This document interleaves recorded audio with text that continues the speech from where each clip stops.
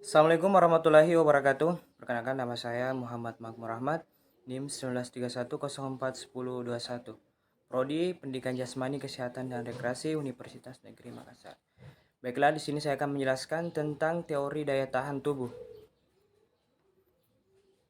Kajian teori daya tahan ialah kemampuan organ tubuh olahragawan untuk menghindari dari kelelahan selama berlangsungnya aktivitas olahraga atau kerja dalam jangka waktu yang cukup lama. Daya tahan selalu berkaitan dengan durasi dan intensitas kerja. Semakin lama waktu latihan dan semakin tinggi intensitas aktivitas yang dilakukan seseorang olahragawan, berarti dia memiliki daya tahan yang baik.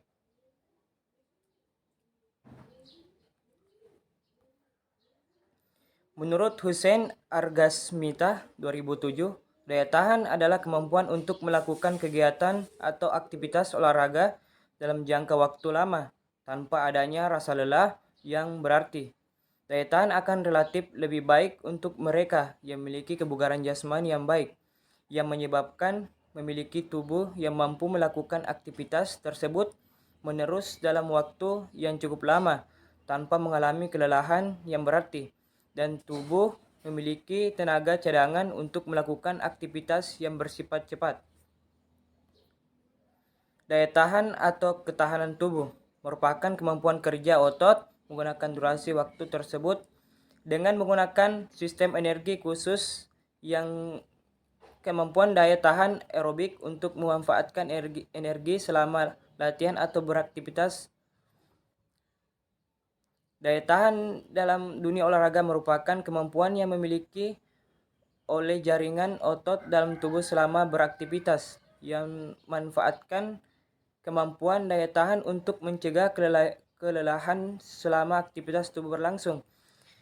Daya tahan sangat berkaitan dengan lamanya aktivitas yang dilakukan, yakni semakin tinggi aktivitas, maka semakin meningkat juga kemampuan sistem kerja otot setiap olahragawan. Oleh karena itu, kemampuan daya tahan yang baik sangat penting untuk dimiliki oleh setiap olahragawan. Penyusunan program latihan harus disesuaikan dengan kemampuan yang dilatih agar kemampuan tersebut meningkat, dan penyusunan tersebut tidak lepas dari adanya tujuan dari program latihan Sukadianto 2011. Jika telah dari aktivitas kerja otot, daya tahan dapat diartikan sebagai kemampuan aktivitas kerja otot atau sekelompok otot dalam jangka waktu tertentu. Sedangkan pengertian ketahanan dari sistem energi adalah kemampuan aktivitas kerja organ tubuh dalam jangka waktu yang tertentu. Menurut Sukandianto 2010, pengertian ketahanan ditinjau dari kerja otot adalah kemampuan kerja otot atau sekelompok otot dalam jangka waktu tertentu, sedangkan pengertian ketahanan dari sistem energi adalah kemampuan kerja organ-organ tubuh dalam jangka waktu tertentu. Istilah ketahanan atau daya tahan dalam dunia olahraga dikenal sebagai kemampuan peralatan organ tubuh olahragawan untuk melawan kelelahan selama berlangsungnya aktivitas atau kerja. Ketahanan selalu berkaitan erat dengan lama kerja, durasi, dan intensitas kerja. Semakin lama durasi latihan dan semakin tinggi intensitas kerja yang dapat dilakukan seseorang olahragawan berarti memiliki ketahanan yang baik. Daya tahan bagian A, daya tahan anaerobik. Daya tahan anaerobik adalah melakukan sebuah gerak maksimal sampai waktu tertentu dengan gerakan yang maksimal sampai waktu tertentu, sehingga paru-paru tidak mampu memasukkan oksigen ke otot tubuh manusia yang dibutuhkan. Jadi, tubuh melakukan gerak tanpa adanya oksigen yang dilakukan dalam tempo yang cukup singkat. Selama hal ini, tubuh akan menghasilkan sebuah asam laktat yang merupakan alasan mengapa tubuh merasa lelah. Besarnya tuntutan atau keperluan oksigen yang akan terwujud sebagian beratnya beban atau intensitas aktivitas kerja yang sedang dilakukan. Kemampuan anaerobik ini sering dimanfaatkan oleh atlet dalam memiliki kekuatan, kecepatan, dan untuk membangun massa otot. Af dan Trifle 2016 menyatakan latihan anaerobik ditandai dengan latihan intensitas tinggi.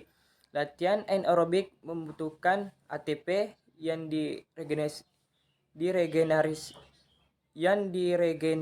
dengan laju yang lebih cepat daripada sistem energi aerobik, termasuk latihan kecepatan, latihan interval, dan latihan lainnya. Berbagai macam adaptasi fisik dan fisiologis dilaporkan setelah latihan anaerobik, dan perubahan ini memungkinkan individu untuk meningkatkan kemampuan atletiknya. Adaptasi termasuk perubahan pada saraf, otot, hipertrofi, daya tahan otot, keterampilan motorik, jaringan iat, endokrin, dan sistem kardiovaskular. Mulai dari perubahan yang terjadi tahap awal latihan, misalnya 1 hingga 4 minggu. Kapasitas anaerobik merupakan pergerakan atau aktivitas yang menggunakan intensitas tinggi, baik pada olahraga perorangan maupun olahraga beregu seperti sepak bola. Perlu adanya peran pelatih untuk meningkatkan kemampuan anaerobik. Olahraga yang membutuhkan intensitas tinggi seperti sepak bola dan bola basket sangat membutuhkan kemampuan anaerobik. Pelatih perlu mengetahui tujuan latihan dan karakteristik yang sesuai dengan fisiologi cabang olahraga. Menurut pendapat Joko Fikiki Iranto, DKK 2007, anaerobik dapat dijelaskan sebagai suplemen untuk waktu yang cukup singkat bagi daya tahan aerobik. Dalam melakukan aktivitas kerja anaerobik, contohnya pada saat sedang berlari, sebelum energi aerobik bekerja secara efektif, terjadi kekurangan oksigen dalam otot terutama pada 20-30 detik pertama dari aktivitas tersebut. Jadi daya tahan anaerobik sangat memungkinkan terjadinya penurunan oksigen dalam jumlah yang sangat banyak, sehingga sistem aerobik bisa bekerja dengan lebih cepat. Sistem energi bagian B.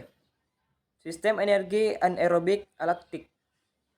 Kemampuan anaerobik alaktik adalah kemampuan tubuh di mana mekanisme menyediakan energi untuk mewujudkan gerak eksplosif yang tidak tergantung pada kebutuhan O2, dan gerakannya hanya dapat berlangsung dalam beberapa detik saja, serta hasil pembakaran energinya tidak menghasilkan asam laktat. Sistem energi anaerobik laktasid menggunakan sistem energi ATP-PC. Sistem ATP-PC ini tidak hanya bisa berlangsung dalam kurun waktu yang singkat, tidak lebih dari 10 detik, sistem kerjanya tidak menggunakan O2, dan pembakaran tidak menghasilkan asam laktat. Sistem anaerobik alaktik tidak memerlukan oksigen dalam proses dan tidak menghasilkan asam laktat. Ulum 2013. Aktivitas fisik akan terjadi kontraksi berulang-ulang, dan untuk keperluan ini ATP yang telah dipecah harus dibentuk kembali. Penyediaan ATP melalui sistem ATP-PC jumlahnya sangat sedikit, yang hanya cukup untuk menyediakan energinya selama 5-10 detik. Untuk melakukan aktivitas perlu pembentukan ATP yang baru, dan membentuk ATP ini adalah PC yang terdapat dalam otot. Untuk meningkatkan sistem ATP-PC diperlukan latihan cepat dan berat, karena sistem ATP-PC bermanfaat untuk gerakan-gerakan yang mendadak atau olahraga yang membutuhkan kecepatan. Sebuah aktivitas olahraga yang dibutuhkan intensitas yang maksimal dalam waktu singkat selalu membutuhkan sumber energi anaerobik dan tanpa memerlukan oksidasi atau sebuah oksigen dalam melakukan aktivitas. Adapun ciri dan anaerobik alaktik yaitu adalah intensitas kerja maksimal, irama kerja eksplosif, aktivitas menghasilkan adnosif, ADP atau energi. Sukandianto 2010. Bagian C, sistem energi anaerobik laktik. Sistem energi anaerobik laktik merupakan sistem energi yang tidak membutuhkan oksigen tapi menghasilkan asam laktat. Menambahkan glikosis anaerobik akan memecah glikogen dalam otot menjadi glukosa atau memperoleh energi yang akan digunakan untuk merestensa ATP. Pembentukan ATP melalui sistem fosfagen ini membutuhkan T2 reaksi berurutan karena membutuhkan energi melalui proses ini berlangsung lebih panjang dan lebih lambat dibandingkan sistem ATP-PC.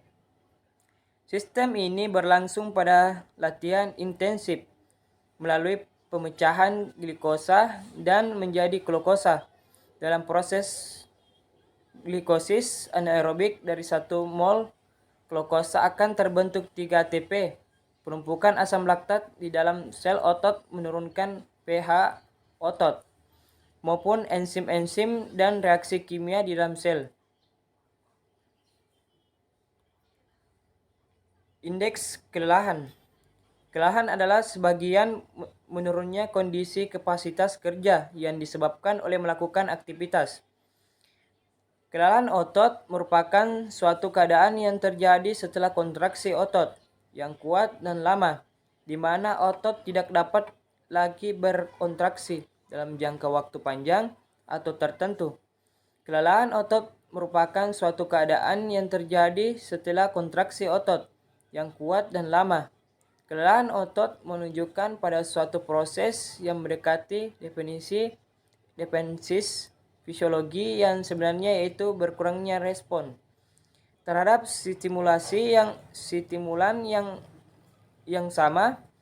Mekanisme yang berperan dalam menjelaskan kelelahan telah diklasifikasikan secara umum sebagai akumulasi produk dan defleksi substrat.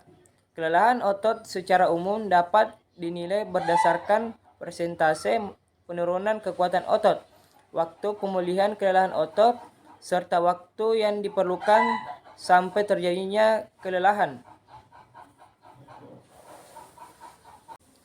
Baiklah, itulah tadi penjelasan tentang teori daya tahan tubuh. Apabila ada kekurangan mohon dimaafkan. Saya ucapkan terima kasih. Assalamualaikum warahmatullahi wabarakatuh.